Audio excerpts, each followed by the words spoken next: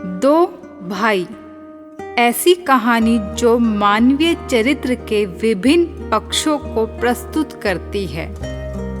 दो भाइयों के विवाद के बाद एक भाई के हिस्से आए घर को गिरवी रखने और गिरवी रखने के लिए दूसरे भाई द्वारा की गई सहायता प्रेम की आड़ में पनपने वाले ईर्ष्या द्वेष को उजागर करती है।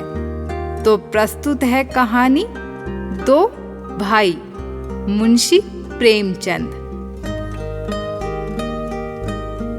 प्रातः काल सूर्य की सुहावनी सुनहरी धूप में कलावती दोनों बेटों को जांघों पर बिठा दूध और रोटी खिलाती। केदार बड़ा था और माधव छोटा। दोनों मुंह में कोर लिए कई पग उछल कूद कर फिर जांघों पर आ बैठते और तोतली बोली में इस प्रार्थना की रट लगाते थे जिसमें एक पुराने सहृदय कवि ने किसी जाड़े के सताए हुए बालक के हृदय उद्गार को प्रकट किया है। देव देव घाम करो, तुम्हारे बालक को लगता है जाड़ा।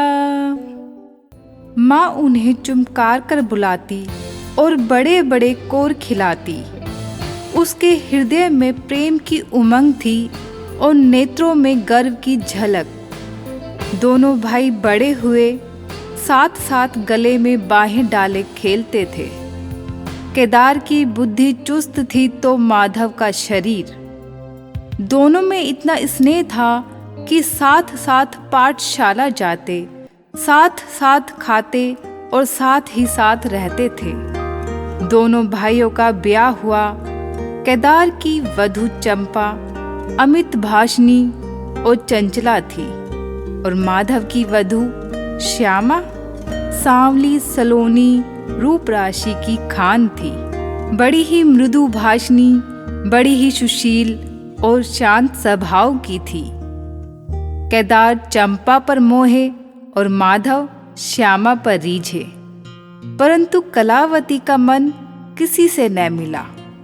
वह दोनों बेटों से प्रसन्न और दोनों बहुओं से अप्रसन्न थी। उसकी शिक्षा दीक्षा का बहुत अंश इस व्यर्थ के प्रयत्न में व्यय होता था कि चंपा अपनी कार्य कुशलता का एक भाग श्यामा के शांत स्वभाव से बदल ले। दोनों भाई संतानवान हुए। हरा भरा वृक्ष खूब फैला और फलों से लद गया। कुत्सित वृक्ष में केवल एक फल दृष्टिगोचर हुआ, वह भी कुछ पीला सा मुरझाया हुआ, किंतु दोनों अप्रसन्न थे।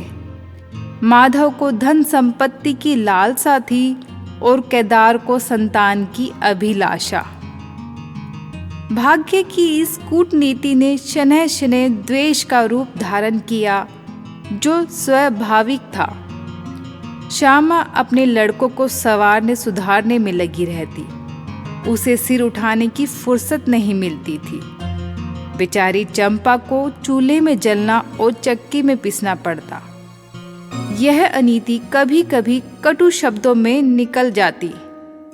श्यामा सुनती, कुटती और चुपचाप सह लेती, परंतु उसकी यह सहनशीलता चंपा के क्रोध को शांत करने के बदले और बढ़ाती, यहाँ तक कि प्याला लबालब भर गया।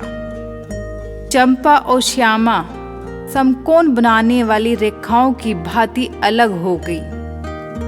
उस दिन एक ही घर में दो चूल्हे जले, परंतु भाइयों ने दाने की सूरत न देखी और कलावती सारे दिन रोती रही।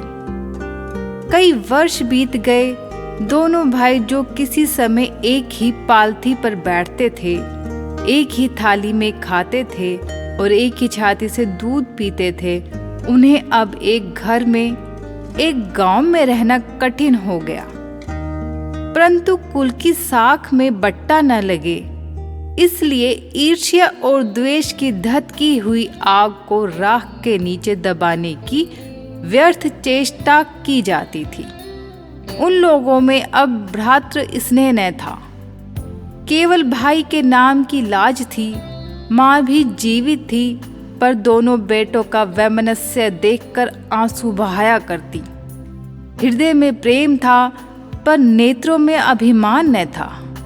कुसुम वही था, परंतु वह छटा न थी। दोनों भाई जब लड़के थे, तब एक को रोते देख दूसरा भी रोने लगता था। तब वह नादान, बेसमझ और भोले थे। आज एक को रोते हुए देख दूसरा हंसता और तालियां बजाता। अब वह समझदार और बुद्धिमान हो गए थे। जब उन्हें अपने पराये की पहचान न थी, उस समय यदि कोई छेड़ने के लिए एक को अपने साथ ले जाने की धमकी देता, तो दूसरा जमीन पर लौट जाता और उस आदमी का कुर्ता पकड़ लेता। अब यदि एक भाई को मृत्यु भी धमकाती, तो दूसरे के नेत्रों में आंसू न आते। अब उन्हें अपने पराये की पहचान हो गई थी। बेचारे माधव की दशा सोचनीय थी। खर्च अधिक था और आमदनी कम। उस पर कुल मर्यादा का निर्वाह।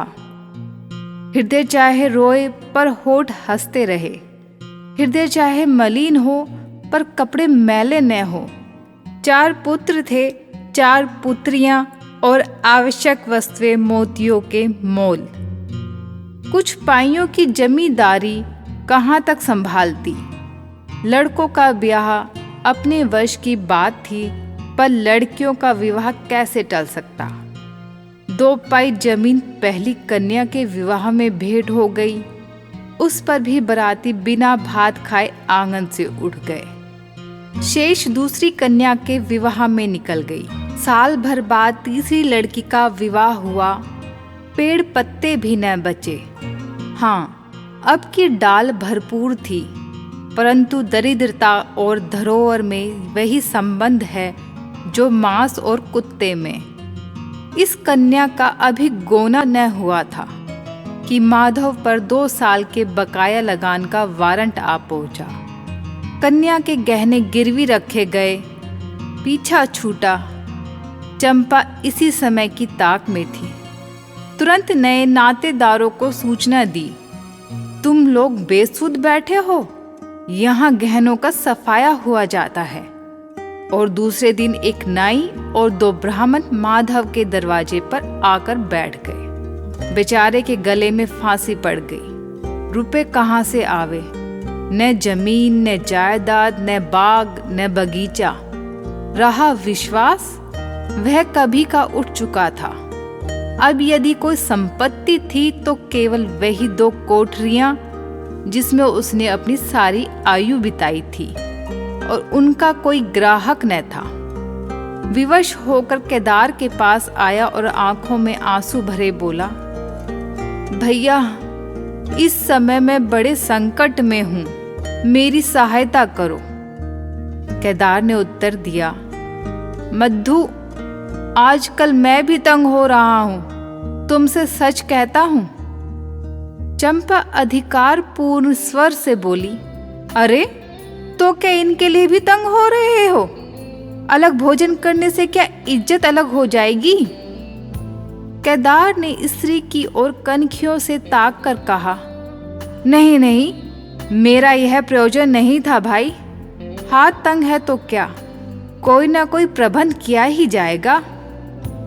चंपा ने माधव से पूछा, 5-20 से कुछ ऊपर ही पर गहने रखे थे ना गिरवी? माधव ने उत्तर दिया, हाँ भौजाई, ब्याज सहित कोई 125 रुपये होते हैं। केदार रामायण पढ़ रहे थे, फिर पढ़ने में लग गए।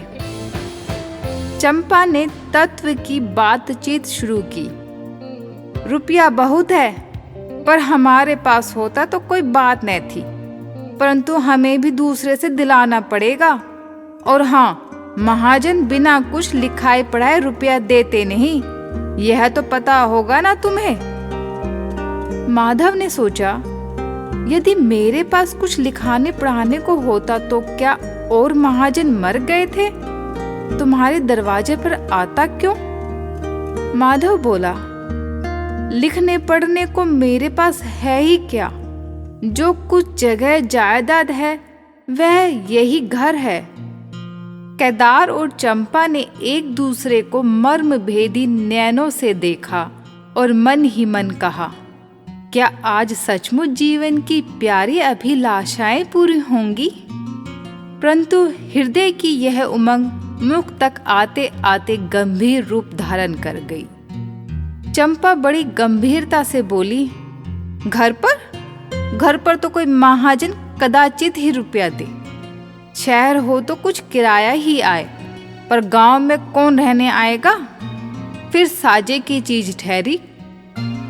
केदार डरे कि कहीं चंपा की कठोरता से खेल बिगड़ न जाए और माधव से बोला, हाँ भाई, एक महाजन से मेरी जान पहचान है, वह कदाचित कहने सुनने में आ जाए। चंपा ने गर्दन हिलाकर इस युक्ति की सराहना की और बोली, पर 2-3-20 से अधिक मिलना कठिन होगा। केदार ने जान पर खेल कर कहा, अरे बहुत दबाने पर 4-20 हो जाएंगे और क्या। अब की बार चंपा ने तीव्र दृष्टि से केदार को देखा और अनमनी सी होकर बोली, महाजन ऐसे अंधे नहीं होते। माधव अपने भाई भावज के इस गुप्त रहस्य को कुछ कुछ समझता था।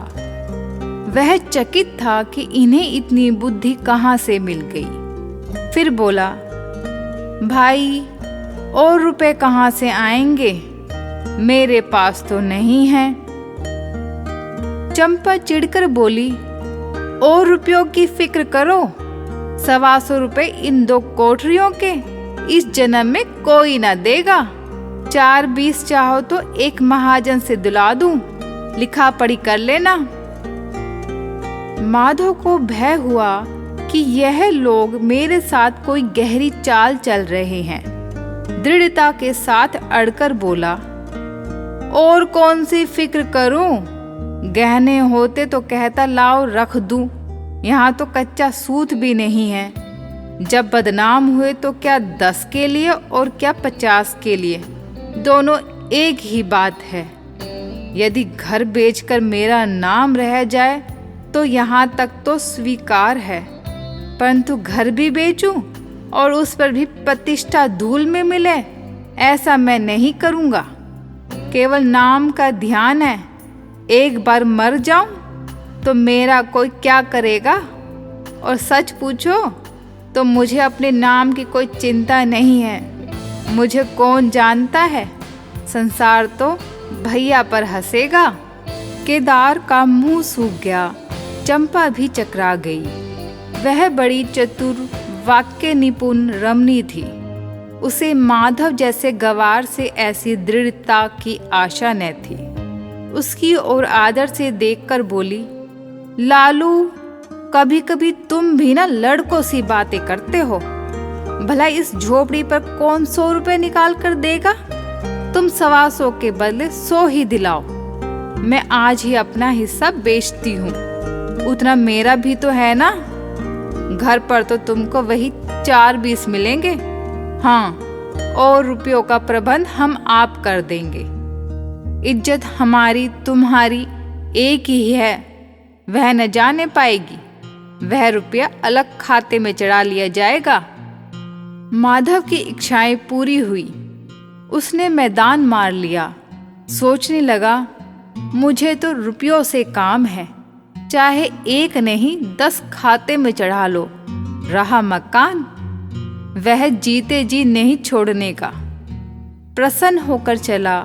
उसके जाने के बाद केदार और चंपा ने कपटी भेष त्याग दिया और बड़ी देर तक एक दूसरे को इस कड़े सौदे का दोषी सिद्ध करने की चेष्टा करते रहे। अंत में मन को इस तरह संतोष दिया कि भोजन बहुत मधुर नहीं, किंतु भर पेट तो है। और रहा घर, तो हाँ, देखेंगी श्यामा रानी इस घर में कैसे राज करती है। केदार के दरवाजे पर 2 बैल खड़े हैं। इनमें कितनी संग शक्ति, कितनी मित्रता और कितना प्रेम है। दोनों एक ही जुए में चलते हैं, बस इनमें इतना ही नाता है। किंतु अभी कुछ दिन हुए जब इनमें से एक चंपा के मैके मंगनी गया था और दूसरे ने 3 दिन तक नाद में मुंह नहीं डाला। परंतु शोक, बाप रे बाप! एक गोद के खेले भाई, एक छाती से दूध पीने वाले आज इतने बेगाने हो रहे हैं कि एक घर में रहना भी नहीं चाहते। प्रातः काल था। केदार के द्वार पर गांव के मुखिया और नंबरदार विराजमान थे। मुंशी दाता दयाल अभिमान से चारपाई पर बैठ रेहन का मंसविदा तैयार करने में लगे थे। बार बार कलम बनाते और बार बार खत रखते, पर खत की शान न सुधरती थी। केदार का मुखारविंद विकसित था और चंपा फूली नहीं समाती थी। माधव कुमलाया और मलान था। मुखिया ने कहा, भाई देखो, भाई जैसा हितैषी और न भाई जैसा कोई शत्रु। केदार ने तो छोटे भाई की लाज रख ली। नंबरदार ने अनुमोदन किया। भाई हो तो ऐसा हो, क्यों मुखिया जी? मुख्तार ने कहा, भाई सपूतों का यही काम है। दाता दयाल ने पूछा, रेहन लिखने वाले का नाम? केदार बोला, माधव वल्द शिवदत्त। और लिखवाने वाले का? केदार वल्द शिवदत्त। माधव ने बड़े भाई की ओर चकित होकर देखा। आंखें डबडबा आई। केदार उसकी ओर देख न सका। नंबरदार, मुखिया और मुख्तार भी विस्मित हुए। क्या केदार खुद ही रुपया दे रहा है? बातचीत तो किसी साहूकार की हुई थी। जब घर में ही रुपया मौजूद है तो इस रेहन नामे की आवश्यकता ही क्या थी? भाई भाई में इतना अविश्वास! अरे राम राम! क्या माधव 80 रुपया का भी महंगा है? और यदि दबा ही बैठता तो क्या रुपए पानी में चले जाते? सभी की आंखें इशारों द्वारा परस्पर बातें करने लगी। मानो आश्चर्य की अथाह नदी में नौकाएं डगमगाने लगी। श्यामा दरवाजे की चौखट पर खड़ी थी। वह सदा केदार की प्रतिष्ठा करती थी, परंतु आज केवल लोक रीति ने उसे अपने जेठ को आड़े हाथों लेने से रोका। बूढ़ी अम्मा ने सुना तो सूखी नदी उमड़ आई। उसने एक बार आकाश की ओर देखा और माथा ठोक लिया। अब उसे उस दिन का स्मरण हो आया जब ऐसा ही सुहावना सुनहरा प्रभात था और 2 प्यारे प्यारे बच्चे उसकी गोद में बैठे हुए उछल कूद कर दूध रोटी खाते थे। उस समय माता के नेत्रों में कितना अभिमान था, हृदय में कितनी उमंग और कितना उत्साह। परंतु आज नैनों में लज्जा है और हृदय में शोक संताप। उसने पृथ्वी की ओर देखकर कातर स्वर में कहा, हे नारायण! क्या ऐसे पुत्रों को मेरी ही कोख से जन्म लेना था?